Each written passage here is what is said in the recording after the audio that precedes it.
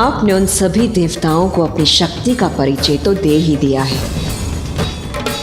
मेरा विश्वास कीजिए, बहुत शीघ्र ये सभी देवता आपकी चाटुकारिता करते पाए जाएंगे। आपके सभी आदेशों का पालन चुटकी में करेंगे।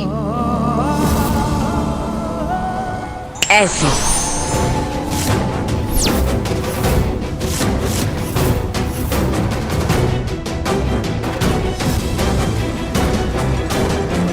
आश्चर्य, इसने चुटकी बजाई और देवता प्रकट हो गए। आ भी गया भी। मेरी चुटकी का ऐसा प्रभाव। तो सद्बुद्धि तुम देवताओं को आ ही गई। मुझे बुलाने की आवश्यकता भी नहीं पड़ी और तुम सभी यहाँ उपस्थित हो गए।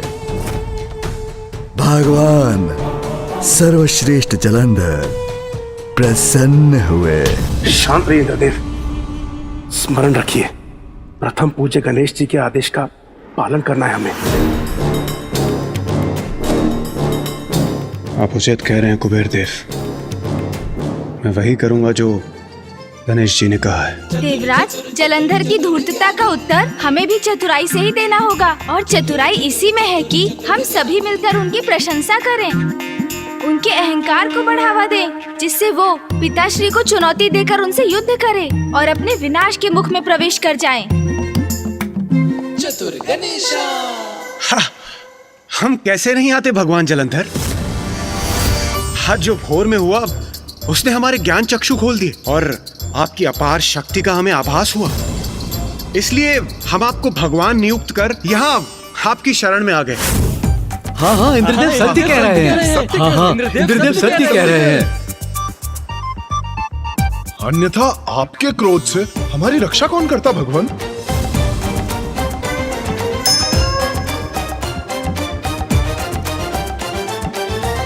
यदि ये सत्य है तो उसी समय भगवान जलंधर के सामने अपना शीश क्यों नहीं झुकाया? सूर्यदेव,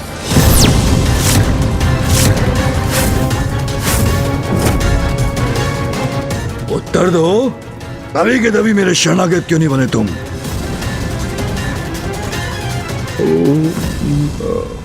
हाँ भगवान जलंधर, वो सब कुछ इतना अचानक जो हुआ, आपने मेरे मार्ग में बाधा बनकर मुझे मेरा कर्तव्य निभाने से रोक दिया। और भगवान, ताड़ना प्राप्त करना किसे भाता है? इसीलिए उस दिन वो आपकी प्रभुता अस्वीकार करने की भूल हो गई। क्षमा कीजिएगा भगवान। और फिर सत्य को उजागर होने में तो समय लगता ही है और उसे स्वीकार करने में भी। किंतु आप चिंता मत कीजिए, ताड़ना प्राप्त होगी तो सद्बुद्धि तो आ ही जाएगी। हाँ हाँ हाँ हाँ। सद्बुद्धि कैसे आ जाएगी? सद्बुद्धि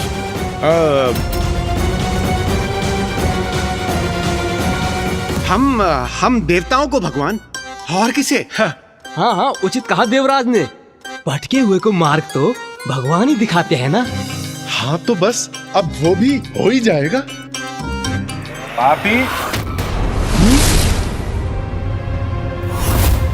पापी भगवान की सत्ता स्वीकार नहीं करेंगे तो भगवान तो अपना कार्य करेंगे ही ना। किंतु आप चिंता मत कीजिए, हम सभी देवता आपकी शरण में आ ही गए हैं, तो अब जो होगा वो उचित ही होगा।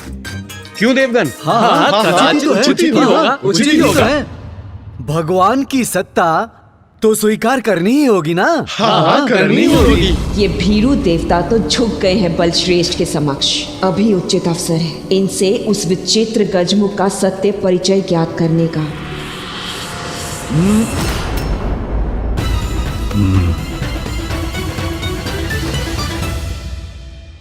भगवान, सर्वश्रेष्ठ जलंधर हूं मैं। कठोर दंड देता हूं मेरी आज्ञा का पालन ना करने पर, किंतु दयालु भी हूं। तुम मेरी शरण में आ ही गए हो तो जाओ, तुम सभी को क्षमा करता।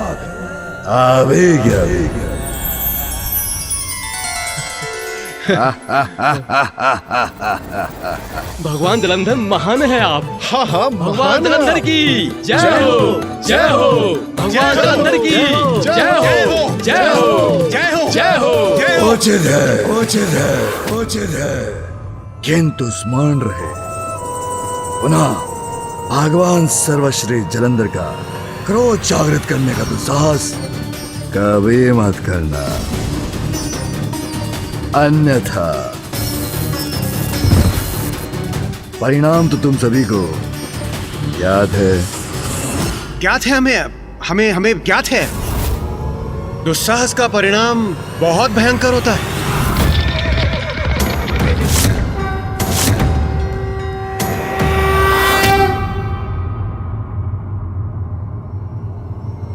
क्या क्या कहा तुमने? वही जो अभी अभी आपने कहा। हम कहाँ इस व्यर्थ वार्तालाप में समय व्यर्थ कर रहे हैं। यदि आप अनुमति दे तो हम कार्य के विषय में बात कर लें भगवान। कार्य? कैसा कार्य?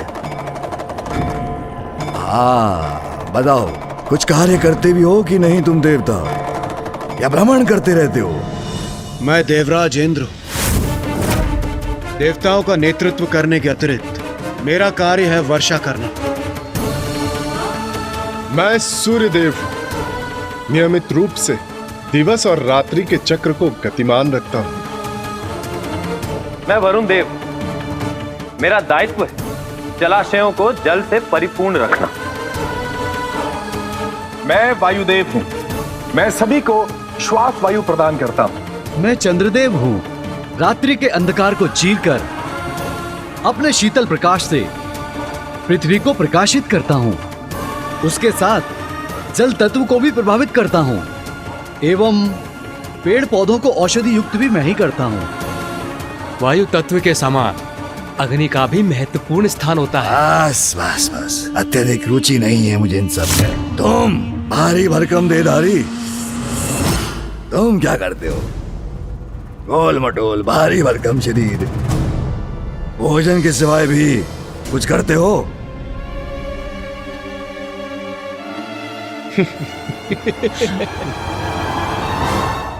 उचित कहा प्रिय बलश्रेष्ठ। लीजिए। भगवान, मैं कुबेर हूं। मेरा कार्य है संसार के समस्त धन, वैभव, रत्न आदि की संरक्षण करना। क्या करना?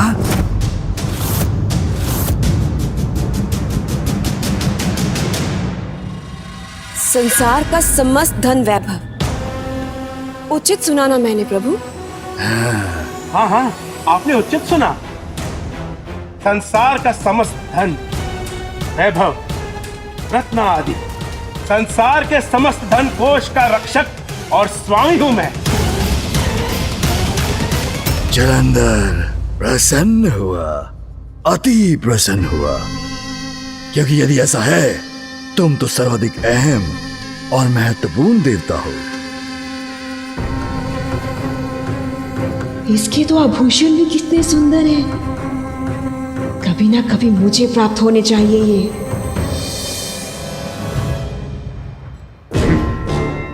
असुर ही तो है, धन से अधिक किसी का भी महत्व कहाँ समझेगा ये।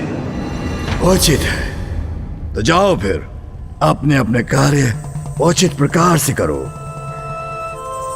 भगवान सर्वश्रेष्ठ जलंधर अब विश्राम करना चाहते हैं।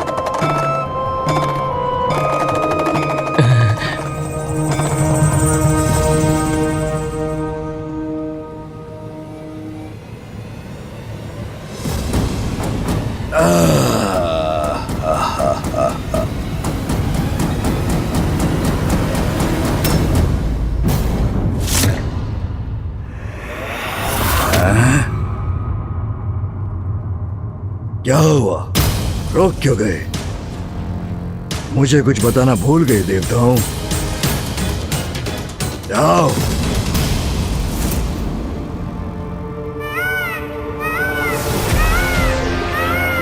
प्रथम पूज्य श्री गणेश जी, कुमार कार्तिकेय। ये दोनों एक साथ आ रहे हैं यहाँ? हैं? क्या क्या कहा तुमने? कौन आ रहा है वहां? क्या फुसफुसा रहे हो तुम?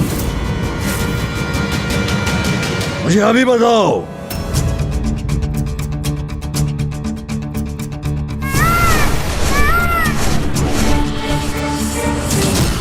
भगवान, वो आ रहे हैं।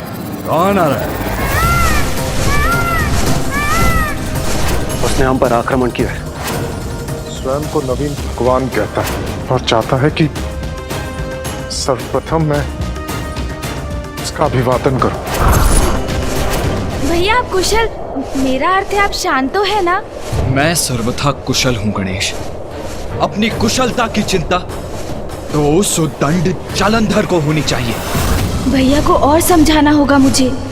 यदि वो शांत नहीं हुए तो मेरी योजना सफल नहीं होगी।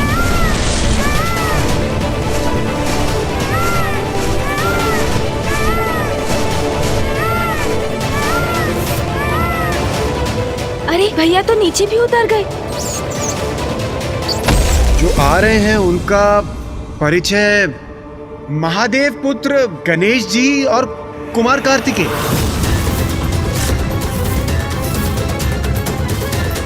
शिव पुत्र आ रहे हैं, किंतु क्यों?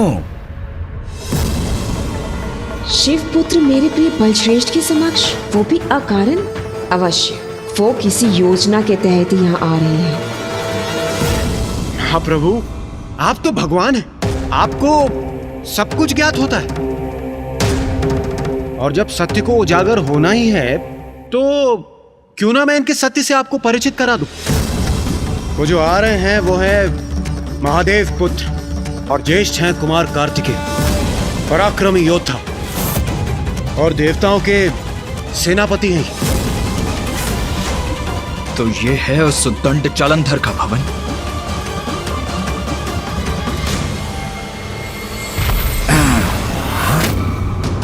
स्वामी, मुझे कुछ आभास हुआ, जैसे किसी की दृष्टि मुझे भेदने का प्रयास करने का दुस्साहस कर रही हो। जो भी हो, उस दृष्टि को ही मिटा दूंगा मैं।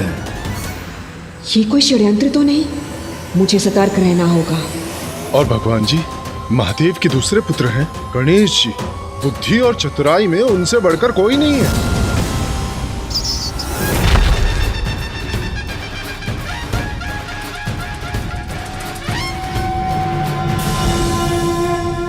बुद्धिमान हो, चतुर हो या शक्तिशाली, ये शिवपुत्र मेरे बल का सामना नहीं कर सकते। मुझसे टकराएंगे तो मसल कर रख दूं मैंने।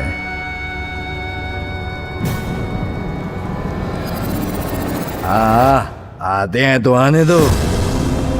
होंगे शिवपुत्र वो दोनों, भगवान सर्वश्रेष्ठ जालंधर हूं मैं। किसी से भयभीत हूं क्या मैं?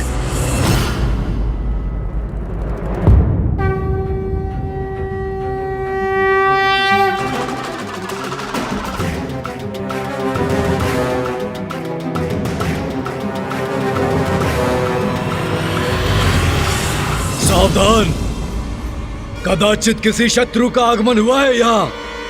सावधान हो जाओ सभी।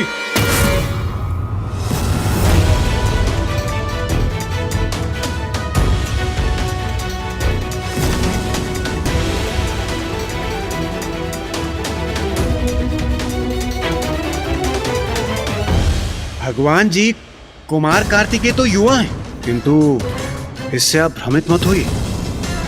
बहुत शक्तिशाली हैं वो। हम सभी देवताओं ने उन्हीं के नेतृत्व में कई सारे युद्ध किए हैं और ये अकेले ही समस्त शत्रु सेना का अंत करने में सक्षम है। शत्रु का ऐसा संहार करते हैं कि शत्रु का चिन्ह तक नहीं बचता।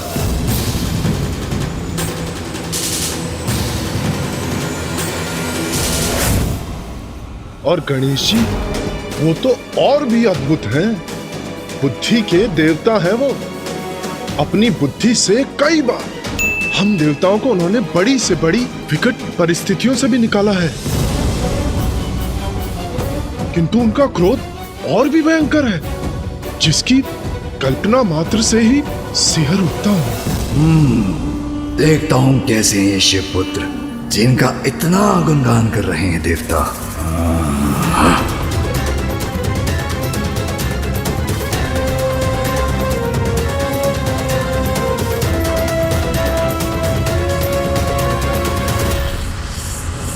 भैया शांत हो जाइए। आपके हाव भाव से ये असुर रक्षक आशंकित हो उठे हैं। मैं तो शांत ही हूँ गणेश। यदि ये आपका शांत होना है तो आपके क्रोध से इन असुरों की रक्षा कौन करेगा भैया? देखो तो सही, कौन है ये दुष्ट जलंधर? दिखता कैसा है ये? भैया के क्रोध का विस्फोट तो कभी भी हो सकता है।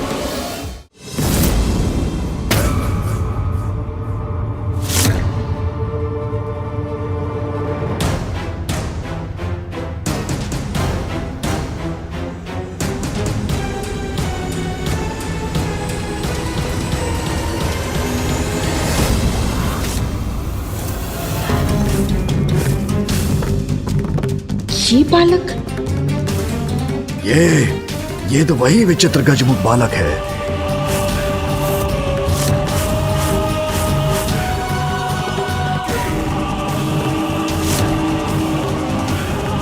ये तो पिताश्री का ही प्रतिरूप है। नहीं, पिताश्री का प्रतिरूप नहीं, ये तो उनकी प्रतिछाया बनने के योग्य भी नहीं है। ये बलश्रेष्ठ, ये तो वही बालक है जो सभी देवताओं को बचाकर ले गया था। स्मरण है मुझे, मैं भी देख रहा हूं इसे। इसका इतना दुस्साहस कि पुनः आ गया यहाँ। इन्हें घेर लो, इन दोनों को बंदी बना लो। अभी क्या भी।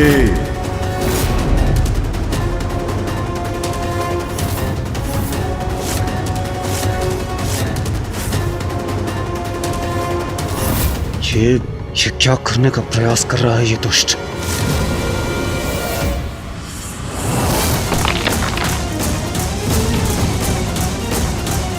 इस मूर्ख जलंधर ने तो मेरी कठिनाई और बढ़ा दी। इससे तो भैया का क्रोध अब और बढ़ेगा।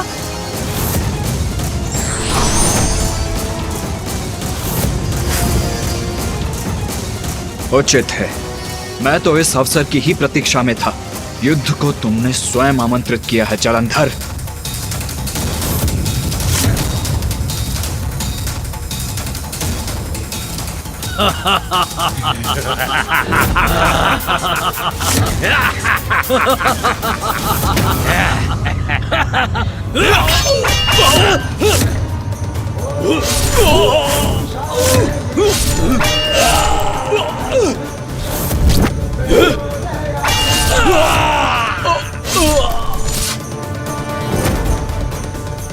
कुमार कार्तिकेय ने तो इन असुरों पर आक्रमण कर दिया।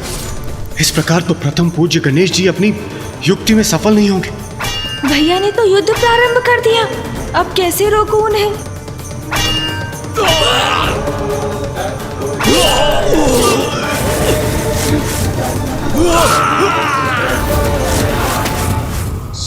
ये शिवपुत्र तो बड़ा भयंकर है। क्या करना चाहता है ये? भैया तो अवसर ढूंढ ही रहे थे जो इन असुर सैनिकों के आगे बढ़ने पर प्राप्त भी हो गया उन्हें, किंतु इससे तो जलंधर का क्रोध और भी बढ़ जाएगा।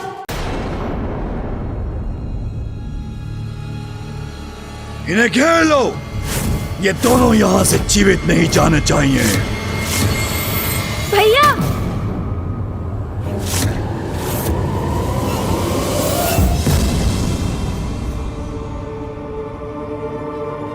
गणेश की युक्ति के विपरीत जा रहा हूं मैं।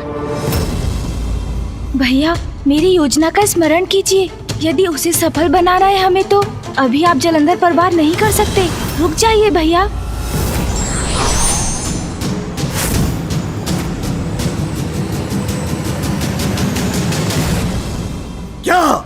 क्या है ये? मेरे ही भवन में आके मेरे रक्षकों को प्रताड़ित करने का दुस्साहस कैसे किया तुमने? दुस्साहस नहीं, मात्र शक्ति का प्रदर्शन था ये जलंधर जी। भैया तो बस अपना युद्ध कौशल दिखाना चाह रहे थे। हाँ, अन्यथा कहीं आप उन्हें युवक समझकर कम ना आंकलें। भैया कार्तिकेय देव सेनापति के पद पर स्थित है। इसका एक उपयुक्त कारण है जिसे आपको ज्ञात कराना महत्वपूर्ण था। और जलंधर जी, मैं अपना भी परिचय दे दूं। मैं हूँ माता पार्वती नंदन गणेश। मैं निर्णय ही नहीं ले पा रही हूँ कि इन दोनों का विश्वास करूं भी क्या नहीं, कहीं ये हमारे लिए कोई संकट उत्पन्न करने तो नहीं आए? उचित है बालक, किंतु भविष्य में कभी ऐसा नहीं होना चाहिए। अवश्य जलंधर जी। किंतु क्या आप अपना अतिथि सत्कार का धर्म नहीं निभाएंगे? अपने अतिथियों का उचित स्वागत नहीं करेंगे आप? अतिथि सत्कार करूं? मैं भगवान सर्वश्रेष्ठ जलंधर? अतिथि सत्कार? कैसा अतिथि सत्कार? देवताओं के मुख से तो भैया और मैंने आपकी बहुत प्रशंसा सुनी थी। सुना था एक नवीन भगवान ने प्रकट होकर बहुत बड़ी कृपा की है संसार पर। हम तो उन्हीं नवीन भगवान के दर्शन करने आए थे, किंतु यहाँ तो कुछ और ही देखा हमने जलंधर जी। हमें कहाँ गया था कि नवीन भगवान के भवन में उनके भक्तों के साथ ऐसा शत्रुवत व्यवहार होता है।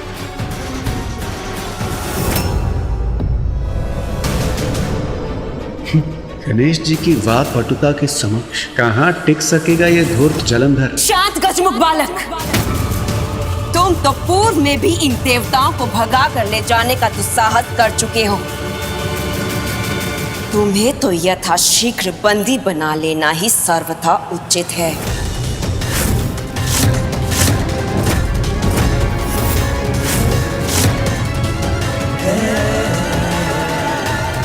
शांत गजमुख बालक,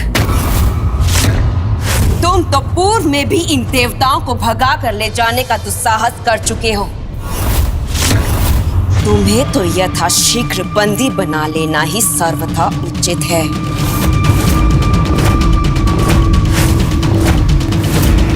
अच्छा, वो तो मेरी एक भूल मात्र थी जो मेरी अज्ञानता के कारण हुई। हाँ, मुझे आभास हुआ देवता संकट में है तो मैं उनकी रक्षा करने आ गया। अब प्रथम पूज्य होने के नाते ये तो मेरा धर्म है ना। किंतु अब देखिए ना, उसी भूल का इतना उत्तम परिणाम हुआ कि मुझे देवताओं के मुख से आप जैसे महान जलंधर जी का परिचय प्राप्त हुआ।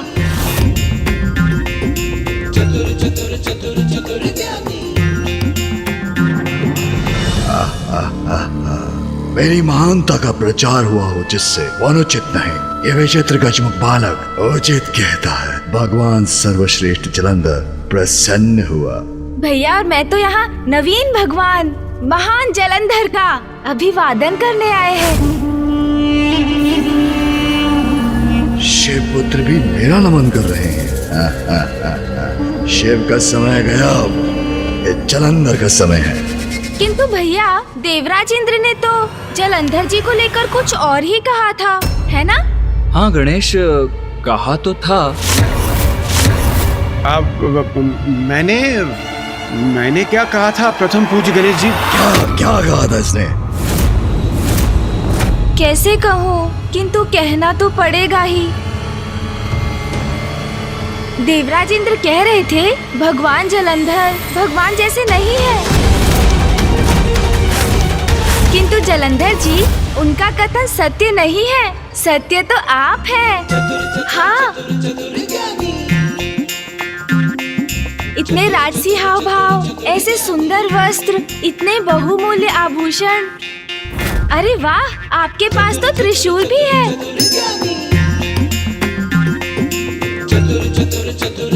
है ना भैया? हाँ।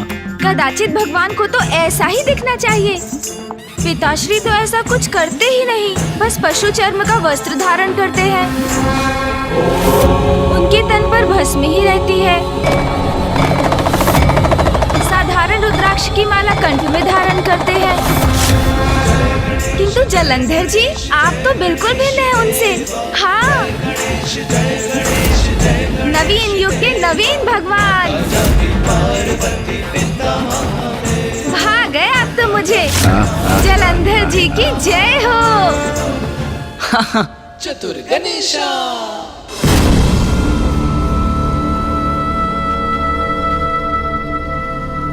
अच्छा, तो अब जलंधर जी ये भी बता दीजिए कि भैया और मेरा निवास कहाँ होगा?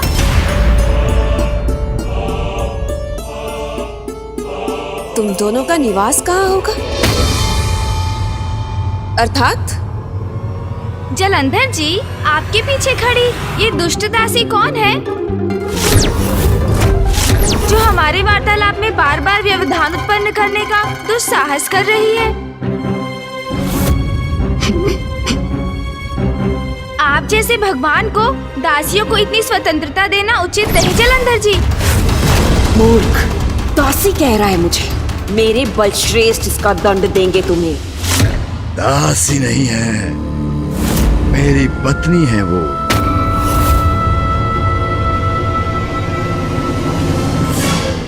अच्छा, जो भी है, आप हमें हमारा कक्ष दिखा दीजिए। भैया और मैं वहाँ जाकर थोड़ा विश्राम करेंगे। फिर यहाँ निवास की अपनी उचित व्यवस्था भी तो करनी है। तुम दोनों यहाँ निवास करोगे? देवराजेंद्र, आपने इन्हें नहीं बताया क्या? क्षमा कीजिए प्रथम पूज्य गणेश जी, मैं भगवान जी को बताने ही वाला था, किंतु वो अच्छा, समय नहीं मिला आपको? कोई बात नहीं, मैं बता देता हूँ। जलंधर जी, मैं प्रथम पूज्य हूँ और मेरे भैया कार्तिकेय देव सेनापति। किंतु अब आप ही नवीन भगवान हैं, तो हम दोनों का आपके साथ ही निवास करना उचित है। ये शिव पुत्र यहाँ क्यों निवास करना चाहते हैं? शरणागत को ठुकराना तो भगवान के लिए उचित नहीं, किंतु इन पर मुझे विश्वास भी नहीं। भैया, मुझे प्रतीत होता है कदाचित जलंधर जी हमारे निवास के विचार से प्रसन्न नहीं। उचित है, कोई बात नहीं। चलिए, हम अपने कैलाश लौट चलते हैं भैया। हाँ गणेश, चलो। वहाँ हम पिताश्री के साथ रहेंगे और वहीं से हमारे समस्त कार्य भी करेंगे। मैं भावी युद्ध के लिए पिताश्री के सुझाव से रणनीति की रचना भी किया करूंगा। जलंधर जी, कोई बात नहीं, किंतु आप जैसे नवीन भगवान से भेंट कर मुझे बहुत आनंद आया। भैया और मैं अपने दायित्व निभाने में अत्यंत व्यस्त रहते हैं, किंतु जब भी समय होगा हम पुनः आपसे भेंट करने चले आया करेंगे। अब आप हमें अनुमति दीजिए। प्रथम पूज्य और देव सेनापति तो अत्यंत महत्वपूर्ण देवता हैं। ये दोनों यहाँ रहेंगे तो मैं इनके सभी कार्य प्रभावित कर सकता हूँ। यदि ये कैलाश लौट गए तो वो शिव इनकी योजनाएं निर्धारित करेगा।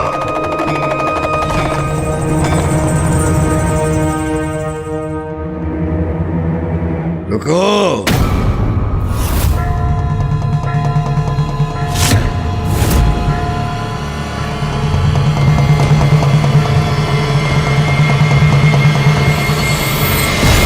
भगवान अपनी शरण में आए अपने भक्तों को अपना शरणागत बनाता है।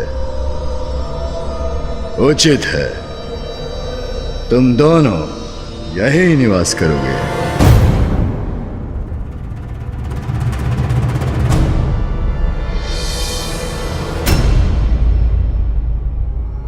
धन्यवाद नवीन भगवान जी, आपने सिद्ध कर दिया। आप तो वास्तव में ही महान हैं। महान ही नहीं, महानतम हूं मैं सर्वश्रेष्ठ भगवान जलंधर। अब तुम सभी यहाँ से प्रस्थान करो। भगवान सर्वश्रेष्ठ जलंधर विश्राम करने के इच्छुक। स्वयं को भगवान कहने वाले जलंधर, अब आपका अहंकार ही आपको विनाश की ओर धकेल देगा। जितना विश्राम करना चाहते हो कर लो जलंधर, क्योंकि अब शीघ्र ही तुम्हारा संकट काल प्रारंभ होगा।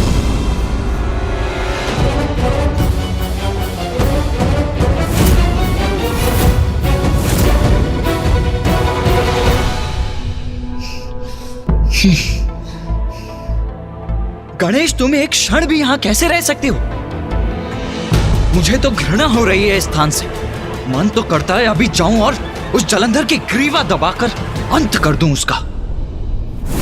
उचित नहीं किया बलश्रेष्ठ। क्या आवश्यकता थी उन दोनों को यहाँ निवास करने की अनुमति देने की? मुझे तो उन पर तनिक भी विश्वास नहीं है। अगर मेरा बस चलता तो मैं उन दोनों को उस समय कालकोठरी में डलवा देती। मुझ शक्ति स्वरूपा को दासी कह रहा था। हमें उन दोनों को बंदी बना लेना चाहिए था। गणेश, तुम सुन भी रहे हो मैं क्या कह रहा हूँ? उस जलंधर और उसकी दुष्ट पत्नी पर मुझे तनिक भी विश्वास नहीं है। मुझे तो ये समझ में नहीं आ रहा है कि हम यहाँ समय व्यर्थ क्यों कर रहे हैं। चिंता ना करें भैया, मैं सुन भी रहा हूँ आपको, आपके कथन पर भी ध्यान दे रहा हूँ और शीघ्र उसके लिए कुछ करने भी जा रहा हूँ। किंतु आपको धैर्य पूर्वक कुछ और समय मेरा विश्वास करना होगा। मुझे उन शिव पुत्रों पर तनिक भी विश्वास नहीं है। वो कचमुख गणेश तो फिर भी उचित है, शांत है। उसकी बुद्धि और चतुराई का बखान बढ़ा चढ़ा कर किया जाता है, उससे हमें कोई संकट नहीं है। किंतु वो कार्तिकेय, यदि दृष्टि से कोई किसी का संहार कर सकता तो वो कार्तिकेय हम दोनों का अंत कर चुका होता।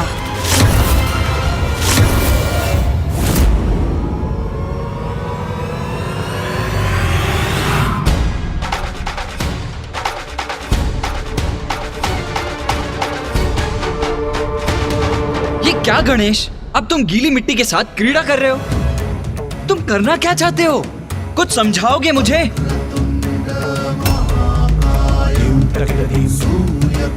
आप शीघ्र ही सब कुछ समझ जाएंगे भैया।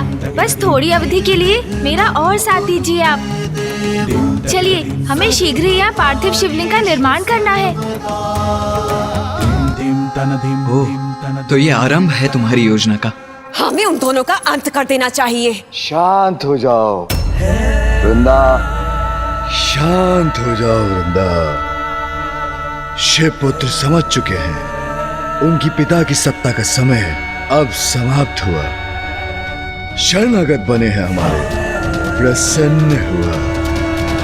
भगवान सर्वश्रेष्ठ जलंधर प्रसन्न हुआ, और तुम्हें भी प्रसन्न होना चाहिए। उनके हमारे शरण में आने से तो प्रमाणित हो चुके हैं कि सृष्टि में एकमात्र भगवान मैं, शक्ति तुम।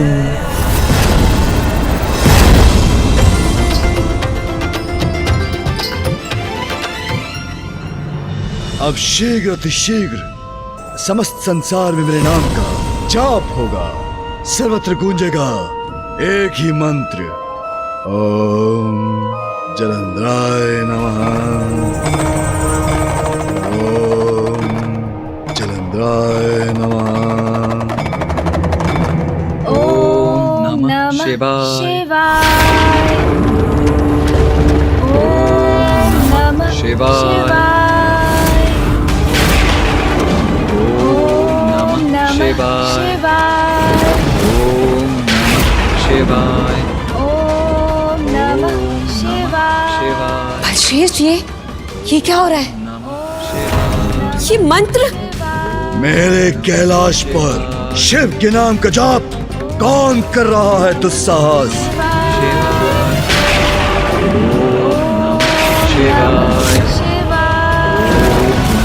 शिवाय, बलश्रेष्ठ, ये स्वर तो भवन के भीतर से आ रहा है। कोई भीतर ही हमारे साथ घात कर रहा है। कदा भी सहन नहीं करूंगा। मेरे भवन में मेरे विरोधी के मंत्रों का जाप मृत्यु निकट है उसकी। मसल कर रख दूंगा अभी की अभी।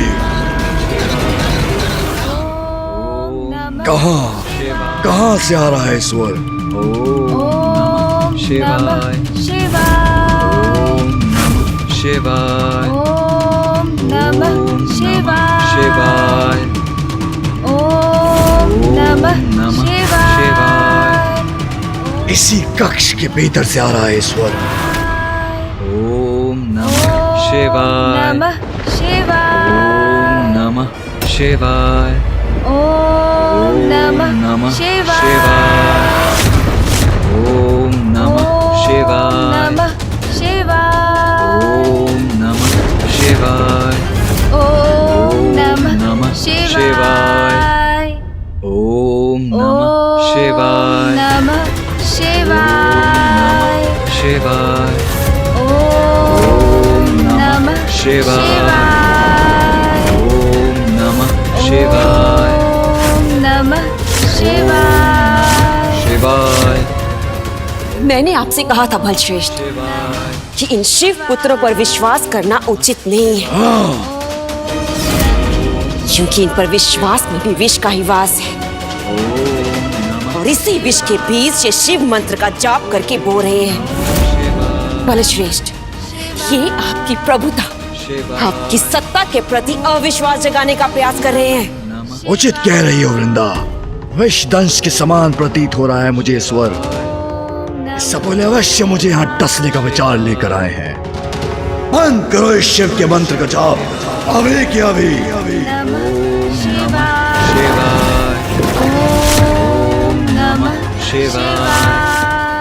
मेरे कैलाश में शिव का नाम लेने की अनुमति नहीं, इसे रोको अभी की अभी।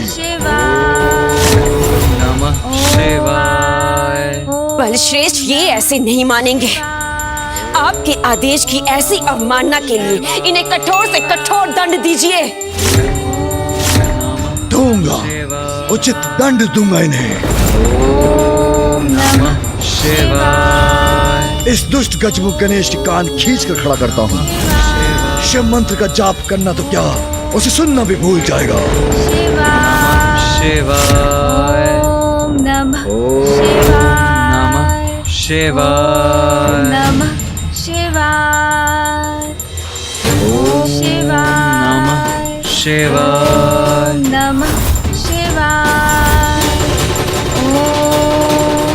गणेश को स्पर्श करने की भूल भी मत करना जलंधर।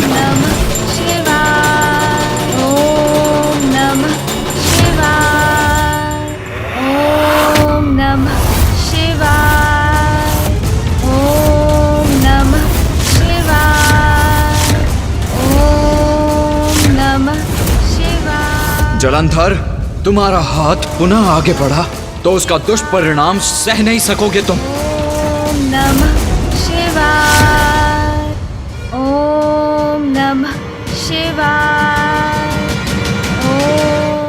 बलश्रेष्ठ, आप रुक क्यों गए? कि गणेश अभी भी उस शिव का मंत्र जपे जा रहा है। आप इसे दंडित करने में झिझक क्यों रहे हैं? संकोच का तो कोई स्थान ही नहीं। दंडित तो अवश्य करूंगा इस गजमुख बालक को, अभी की अभी। ओम नमः शिवाय। भैया,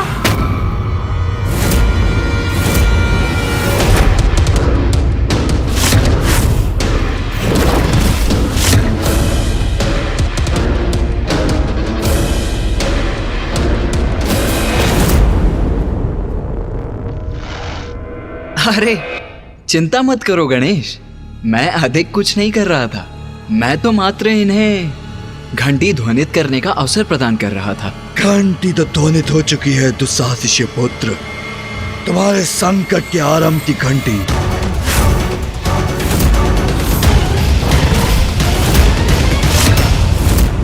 उचित किया गणेश, जब तुमने अपने भ्राता को रोक दिया, अन्यथा तुम्हारे साथ साथ इसके भी कान खींचता, धकेल के अपने भवन से बाहर कर देता, अपने कैलाश से। अभी क्या भी।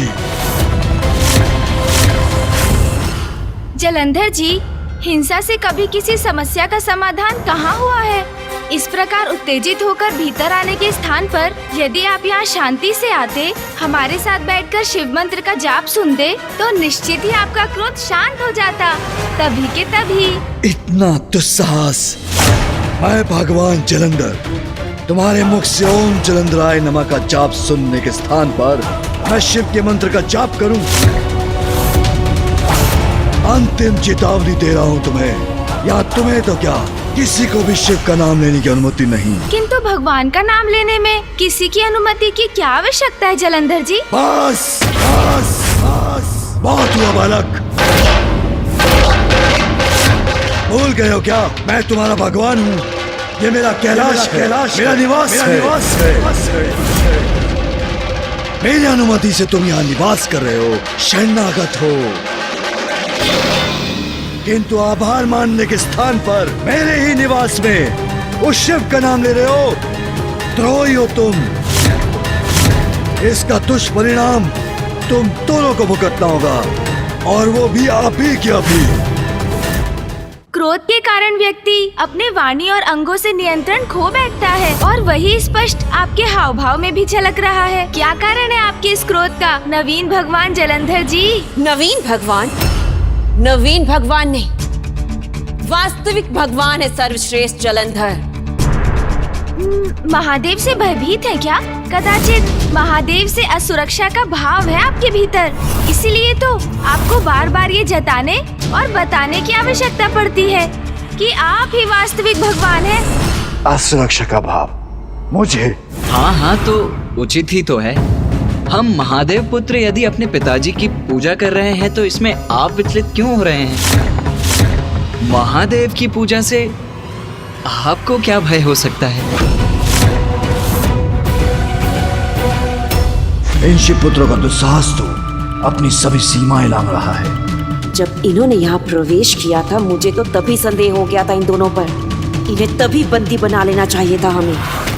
जब देवताओं ने महादेव को बताया कि आपने स्वयं को वास्तविक भगवान घोषित किया है तो महादेव तो क्रोधित हुए ही नहीं, वे शांत ही रहे और उन्होंने पूर्ण आत्मविश्वास से भी कहा कि उनकी वास्तविकता तो सर्वज्ञात है, इसलिए कोई स्वयं को भगवान कहने लगे तो भी इससे उनके सत्य पर कोई प्रभाव नहीं पड़ता।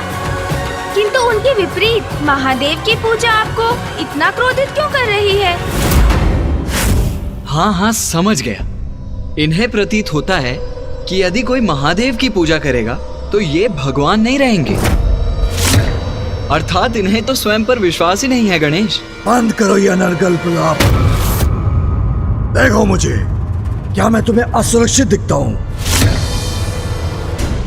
मैं सर्वश्रेष्ठ जलंधर भयभीत कभी नहीं, किसी से भी नहीं, चाहे वो तुम्हारे महादेव शिव क्यों न हो।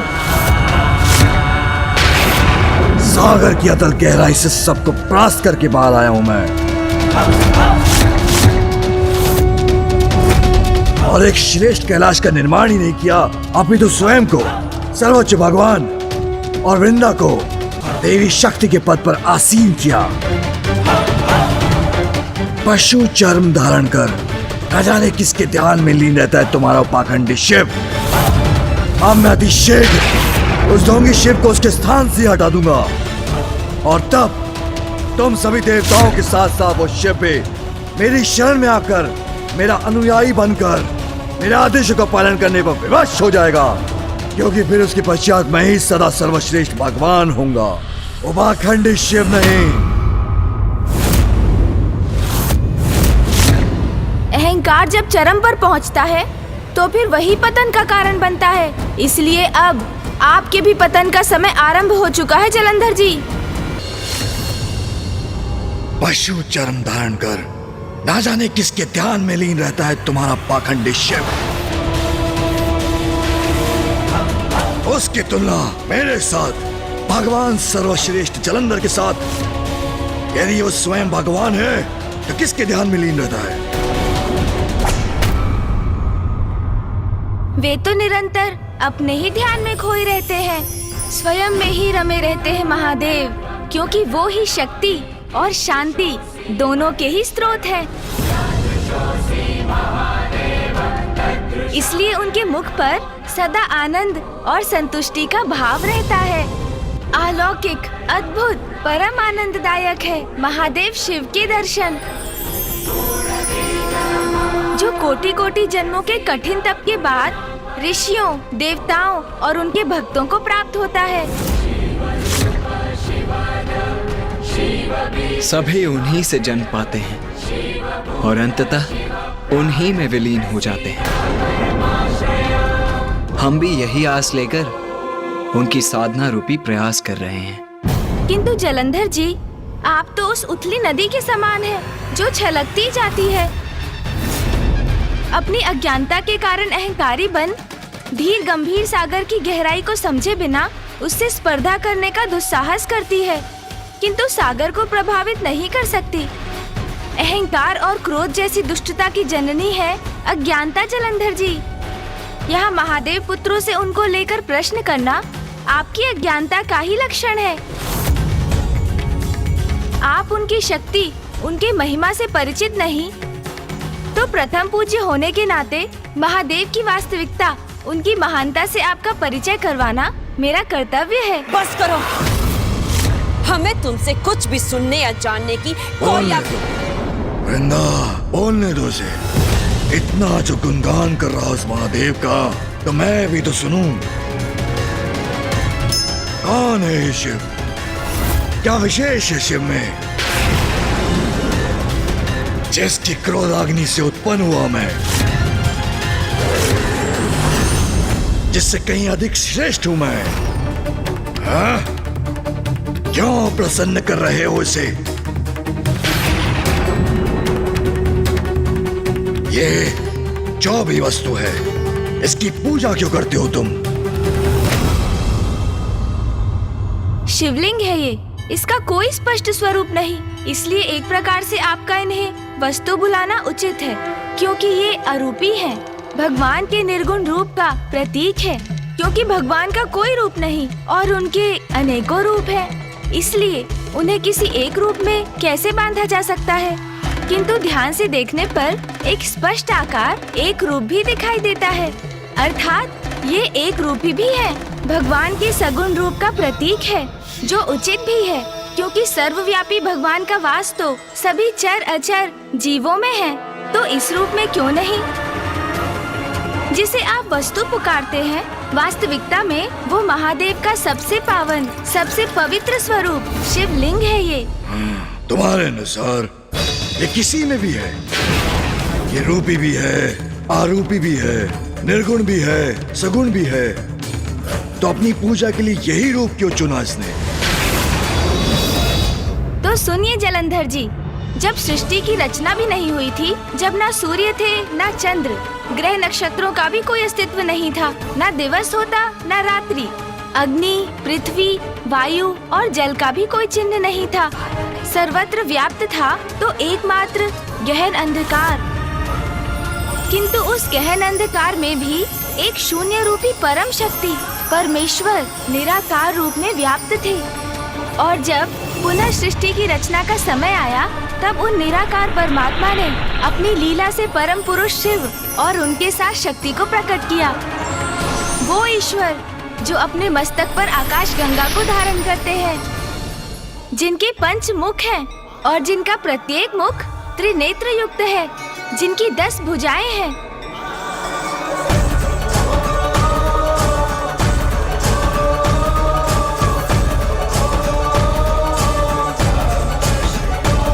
जो त्रिशूलधारी है, उनके श्री अंगों की प्रभा कर्पूर समान श्वेत गौर है।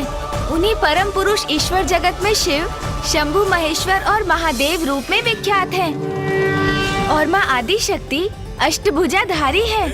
सर्वभूतेषु शक्ति रूपेण संस्थिता।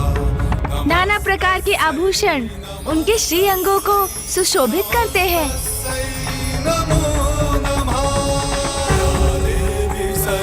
उनके खुले नेत्र खिले हुए कमल के समान है और उनका मुखमंडल उनके अपार तेज से जगमगाता है।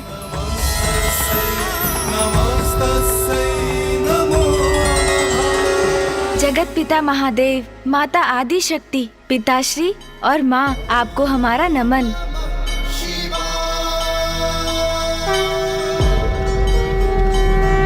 मेरी उपस्थिति में उस शिव के प्रति इनकी ये भक्ति, मेरा ऐसा निरादर कदापि सहन नहीं करूंगा मैं। क्या हुआ जलंधर जी? अब समझे आप कि पिताश्री अर्थात शिव जी स्वयं परम ब्रह्म से प्रकट हुए हैं और माता आदि शक्ति के रूप में है उनकी शक्ति। ये है वास्तविक शिव और शक्ति और ऐसी अद्भुत है उनकी महिमा। तो इसमें कौन सी महानता की बात है? एक प्रकार से मैं भी दिव्य प्रकाश, दिव्य अग्नि, क्रोधाग्नि से उत्पन्न हुआ हूँ। जलंधर जी, मात्र उत्पन्न होने से कोई भगवान नहीं बनता। सृष्टि की रचना और फिर प्रलय होने तक, सुचारू रूप तक उसका संचालन और फिर प्रलय के उपरांत पुनः नवीन सृष्टि की रचना और इसी प्रकार सृष्टि के निर्माण और विघटन के चक्र को स्थापित रखना है भगवान का दायित्व। आप तो मात्र इस मिथ्या कैलाश का निर्माण कर स्वयं को भगवान ही समझने लगे। मिथ्या है मेरा कैलाश? नहीं, मिथ्या है तुम्हारी बातें। अभी तक तो तुमने मुझे ये नहीं बताया कि इसके पीछे कथा क्या है। क्या संबंध है शिवलिंग का शिव से? क्यों कर रहे हो तुम उसकी पूजा? बताओ। अवश्य बताऊंगा जलंधर जी, आपकी जिज्ञासा शांत करूंगा। तो सुनिए, शिवलिंग का संबंध भी सृष्टि की रचना से है। जब परम ब्रह्म परमात्मा ने महादेव को प्रकट किया और उनकी शक्ति से नारी रूपिणी माँ आदि शक्ति प्रकट हुई, तब माता ने प्रभु से सृष्टि की रचना करने को कहा। शिव जी ने उनका ये प्रस्ताव स्वीकार किया। तब उस समय उनकी शक्ति पुरुष रूप में अवतरित हुई, क्योंकि सृष्टि को उत्पन्न करने और उसके संचालन का दायित्व निभाने के लिए उन्हें एक अन्य पुरुष की उपस्थिति का भान हुआ। तब श्री हरि नारायण अर्थात विष्णु देव उसी तत्व से, शिव की उसी शक्ति से उत्पन्न हुए जिससे माँ आदि शक्ति प्रकट हुई थी। शिवाय विष्णु रूपाय शिव रूपाय विष्णवे शिवस्य हृदयं विष्णु विष्णोच्च हृदयं शिवः यथा शिवमयो विष्णुरेव विष्णुमय शिवः यथान्तरं न भेदस्य शिव राघव योस्तथा। अर्थात शिव विष्णु के ही रूप हैं और विष्णु शिव के। दोनों एक दूसरे के हृदय में वास करते हैं, अर्थात दोनों एक ही हैं।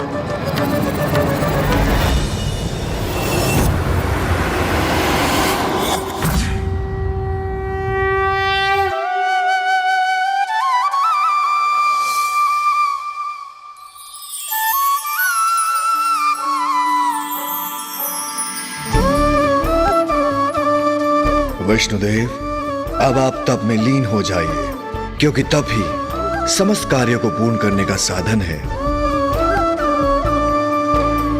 अपने तप के प्रभाव से ही आप उनसे भेंट करेंगे जो आपको आपके सभी कर्तव्यों और दायित्वों के पथ पर आगे बढ़ने के दिशा निर्देश देंगे।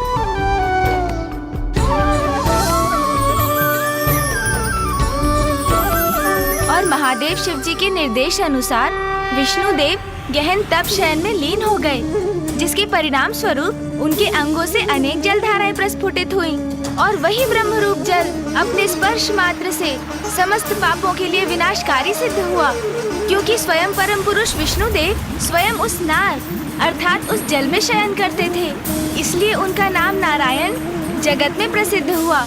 वैसे जलंधर जी, जैसे आपके मन में महादेव को लेकर इतने प्रश्न उत्पन्न हुए, वैसे ही प्रश्न एक बार ब्रह्मदेव के मन में भी उठे थे।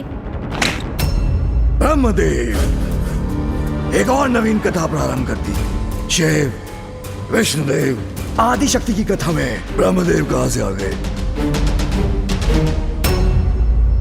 भैया, ये नवीन भगवान तो पूर्णतया ज्ञानी है। ब्रह्मदेव की उत्पत्ति कैसे हुई, ये भी नहीं ज्ञात इन्हें।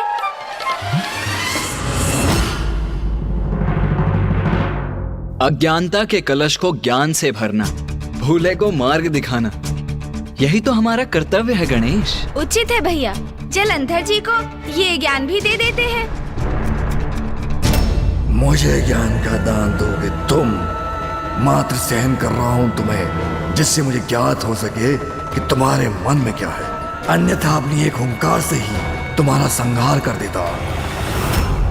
अरे, आप किस विचार में खो गए जलंधर जी?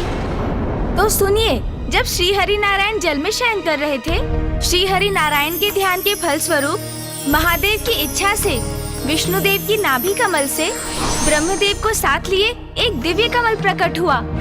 और जब ब्रह्मदेव ने अपने नेत्र खोले तो उन्होंने स्वयं को नितांत एकांत में पाया। तब उनके मन में अनेकों प्रश्न थे, किंतु उनका उत्तर देने वाला कोई नहीं दिखाई दिया उन्हें। मैं कौन हूँ? मैं कहाँ से उत्पन्न हुआ हूँ? क्या कार्य है मेरा? ब्रह्मदेव अपने अंतर्मन में उत्पन्न हुए इन प्रश्नों से जूझ रहे थे, उनका उत्तर पाने के लिए, ये ज्ञात करने के लिए कि उनके सिवाय भी इस समस्त संसार में किसी और का अस्तित्व है भी अथवा नहीं। तब उन्होंने उस दिव्य कमल से नीचे आने का निर्णय लिया और नीचे आने पर उनके समक्ष थे नारायण। नारायण हूं मैं। आपकी उत्पत्ति मुझसे ही हुई है ताकि आप सृष्टि का सृजन कर सकें, जिसके पश्चात उस सृष्टि का संरक्षण का दायित्व मैं निभा सकूं। तब ब्रह्मदेव के भीतर ज्ञान का जागृत होना शेष था, इसलिए उनके भीतर अहंकार ने जन्म ले लिया। क्या हुआ? रोक क्यों गए? कुछ नहीं, बस मुझे ये स्मरण हो आया कि उस समय जो मनस्थिति ब्रह्मदेव की थी वो ही अभी आपकी भी है। अज्ञान और अहंकार का ऐसा ही दुष्प्रभाव उन पर भी था। आपसे मैं उत्पन्न हुआ हूँ, ये आप कैसे कह सकते हैं? मेरा अस्तित्व अवश्य आपकी उत्पत्ति से कहीं पूर्व में हुआ है। आपका ये विश्वास आपकी भ्रांति है। मैं तो अनंत काल से यहाँ उपस्थित हूँ। कमल सिंहासन पर मेरा आसन आपसे कहीं उच्च था, जिसका अर्थ ये है मुझसे नीचे जो भी हैं सभी पर दृष्टि बनाए रखने का दायित्व है मेरा। आप तो मुझसे कहीं नीचे हैं, यहाँ सागर में स्थित। इसलिए मुझ सर्वोच्च का कोई भी जन्मदाता हो, वो भी आप, असंभव है ये। स्वयंभू हूँ मैं, महानतम हूँ मैं, परमेश्वर हूँ मैं, परमेश्वर हूँ मैं, परमेश्वर हूँ मैं, परमेश्वर हूँ मैं। जैसे ही विष्णुदेव और ब्रह्मदेव के मध्य ये विवाद आरंभ हुआ कि उन दोनों में श्रेष्ठ कौन है, तभी वहाँ एक महान दिव्य स्तंभ प्रकट हुआ।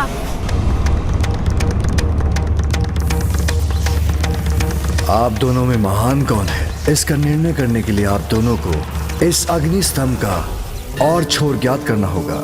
जो सर्वप्रथम इसमें सफल होगा वही श्रेष्ठतम कहलाएगा। उचित है, उचित है।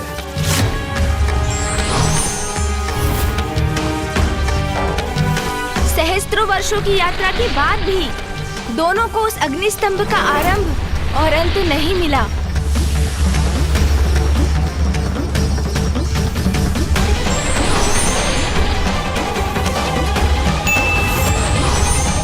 दोनों निराश होकर लौटने पर विवश हो गए और अचंभित होकर उस अग्नि स्तंभ के विषय में विचार करने लगे।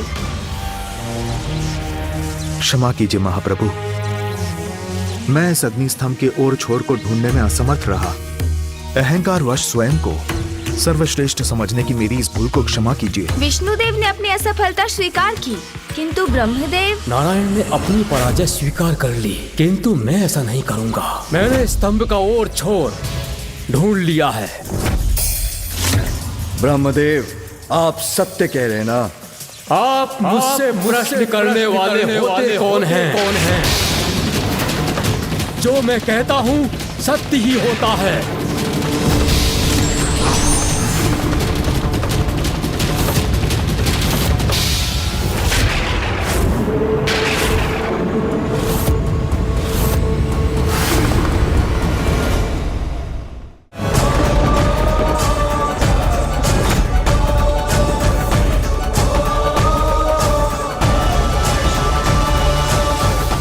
आपको कोटि कोटि नमन प्रभु। आपके इस साकार रूप में आपके दर्शन पाकर मैं कृतार्थ हुआ। कौन है आप? मैं आपको नहीं मानता। मैं ब्रह्मदेव हूँ, सर्वोच्च हूँ, परम ब्रह्म हूँ मैं। तुम कौन हो?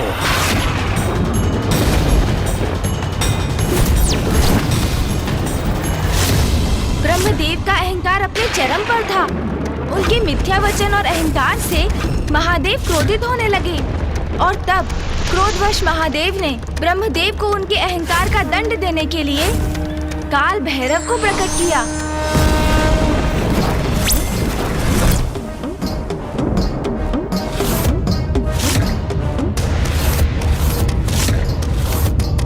दंभ का अंत करता हूं मैं। अहंकार का भक्षण करता हूं मैं। सृष्टि के जनक को अहंकार शोभा नहीं देता। मैं आपको आपके अहंकार का दंड अवश्य दूंगा।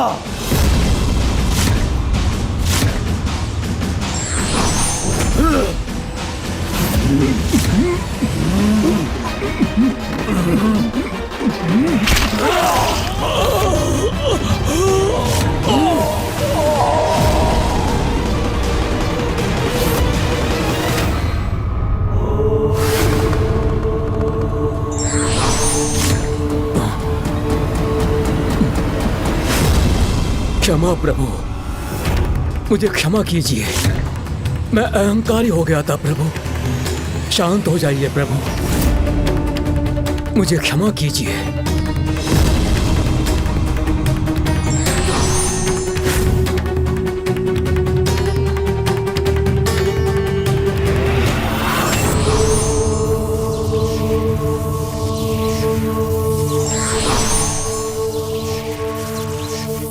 और तब विष्णुदेव और ब्रह्मदेव को उस दिव्य अग्नि स्तंभ में ओम के दर्शन हुए और ओम का नाद भी सुनाई दिया। अग्नि स्तंभ के उत्तर भाग में उकार का, मध्य भाग में मकार का और अंततः दक्षिण भाग में अकार का दर्शन हुआ। इन्हीं तीनों ध्वनि के संयोग से ओम का संचार हुआ।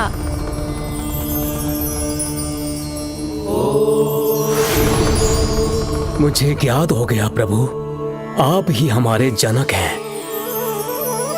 हमें हमारे जन्म का उद्देश्य और कार्यभार बताने की कृपा करें प्रभु। नारायण, आप जगत के पालनहार होंगे। ब्रह्मदेव, आप सृष्टि की रचयिता होने का कर्तव्य निभाएंगे और मैं संहार कर संसार के चक्र को नियमित रूप से गतिमान रखूंगा। और यह अग्निस्तंभ अर्थात लिंग परमपिता परमेश्वर का प्रतीक है। संसार की एकमात्र और सर्वोच्च सत्ता और चरम ऊर्जा और शक्ति का प्रतीक होगा। इसलिए आज से जो भी शिवलिंग की पूजा महान ज्योतिर्लिंग के रूप में करेगा, वो सदा मेरा प्रिय रहेगा और मेरा कृपा पात्र बनेगा। अब आपको समझ में आया जलंधर जी, शिव कौन है और शिवलिंग का क्या महत्व है? और ये भी कि अहंकारियों को महादेव कैसा दंड देते हैं। भगवान सर्वश्रेष्ठ जलंधर को अपनी बातों में उलझाना इतना सरल नहीं जिसका तुम प्रयास कर रहे हो, और ना ही तुम शिव की महानता का बखान करके मुझे भयभीत कर सकते हो। इतने महान है तुम्हारे शिव, तो उनकी पूजा के कक्ष में इतनी दरिद्रता क्यों? मिट्टी से बना शिवलिंग मात्र है यहाँ। कौन भगवान मात्र एक मिट्टी की मूर्त का प्रतीक बनवाकर उसकी पूजा करवाता है? हाँ बलश्रेष्ठ, भगवान जलंधर का तो स्वर्ग विग्रह होगा, फिर इस शिवलिंग की पूजा कौन करेगा? दुर्भाग्य है तुम्हारा, क्योंकि जो अज्ञानता की निद्रा में डूबा रहना चाहता है उसे ज्ञान का प्रकाश भी जागृत नहीं कर सकता। तुम्हारा यह अहंकार तुम्हें सत्य स्वीकार करने नहीं देगा जलंधर। बस बंद करो अपना प्रवचन और जलंधर नहीं, सर्वश्रेष्ठ जलंधर, भगवान जलंधर हूं मैं, भगवान जलंधर हूं मैं, भगवान जलंधर हूं मैं। दयालु हूं, इसलिए तुम्हें सुंदर भवन और सुंदर कक्ष दिया था, किंतु तुमने दुरुपयोग किया उसका, द्रोह किया मेरे साथ। इस कक्ष को तुमने शिव मंदिर बना डाला। हटाओ इसे। मैंने कहा हटाओ इसे, अन्यथा इसे अपने पांव से मसल कर रख दूंगा।